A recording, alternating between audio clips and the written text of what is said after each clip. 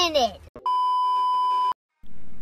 Oke, jadi udah lama juga ternyata ya gue nggak bahas pembalap F1 yang terlupakan. Jadi mari menyingkirkan debu di series ini, dan hari ini gue mau bahas pembalap yang memiliki nama belakang terkenal dalam sejarah F1, tapi sayangnya terlupakan begitu aja, yaitu Bruno Senna.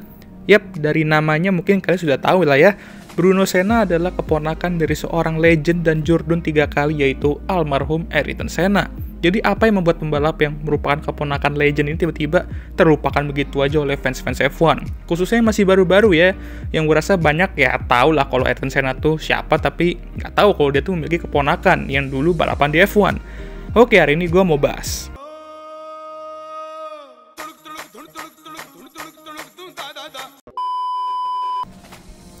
Bruno Senna merupakan pembalap asal Brazil yang lahir pada tahun 1983. Tidak dapat dipungkiri lagi bahwa Bruno tertarik untuk masuk ke dunia balapan karena pamannya, dan memulai balapan dari karting seperti pada pembalap pada umumnya aja lah ya.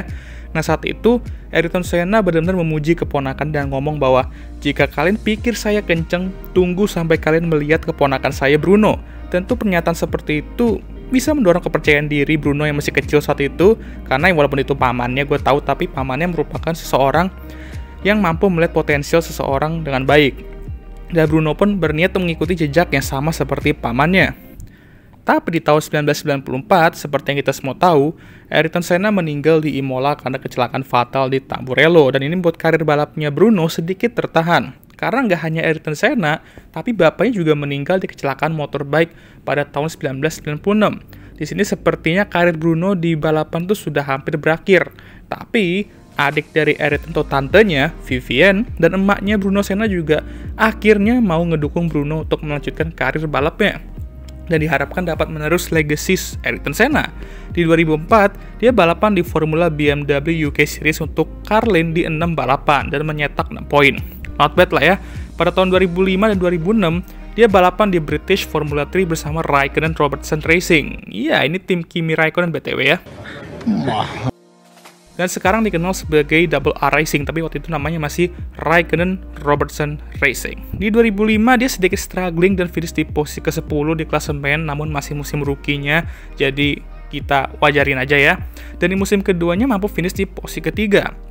Lalu dia naik ke GP2 pada tahun 2007 dan 2008. Lagi-lagi menjalani 2 musim, dimana dia tuh adaptasi dulu 2007 dengan finish di posisi ke-8 di klasemen, dan finish runner-up di 2008. Dimana saat itu dia mengalahkan beberapa calon pembalap F1 di masa depan nantinya.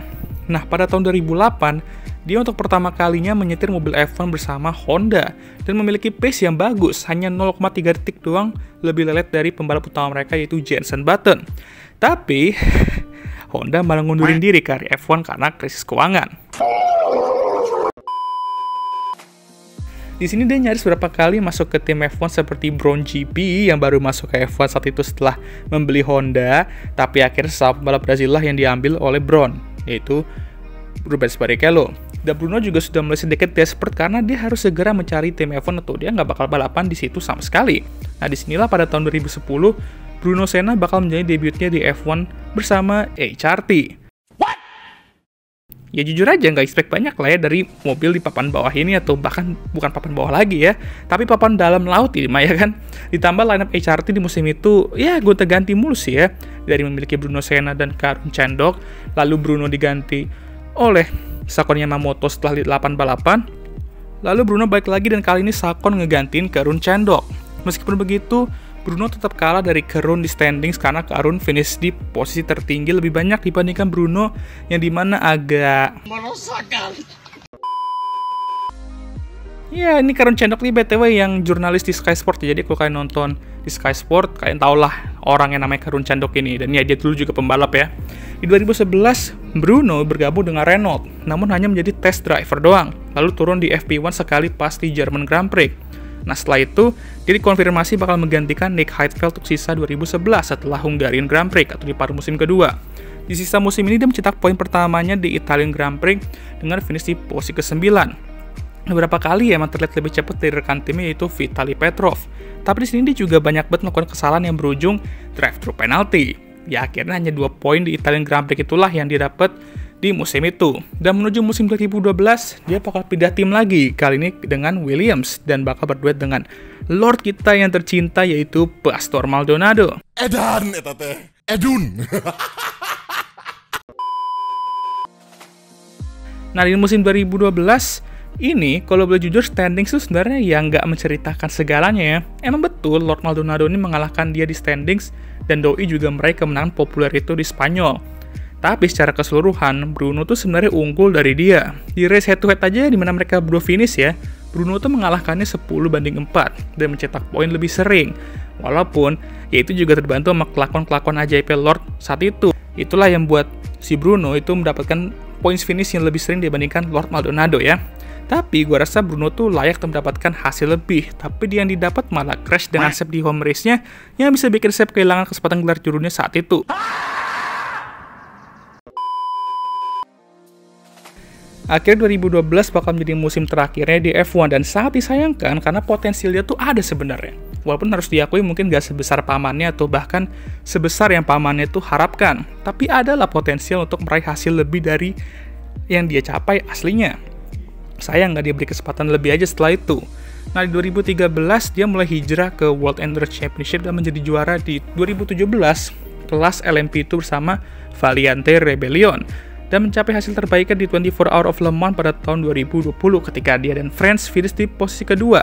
Doi juga terjun ke Formula E di 2014 sampai 2016, namun ya hasilnya nggak begitu bagus dan hanya finish di posisi ke-10 dan posisi ke-11 di dua musim itu. Dia juga sempat terjun ke IMSA pada tahun 2017 dan 2018. Setelah 2020, seperti dia memutuskan untuk rehat dari balapan, dan sampai sekarang ya belum ada kabar kapan dia bakal balapan lagi. Case Bruno ini kalau gue lihat sama kayak Mick Schumacher sekarang. Mereka sama-sama memiliki nama belakang yang terkenal dan berat untuk dibawa ke F1 ya.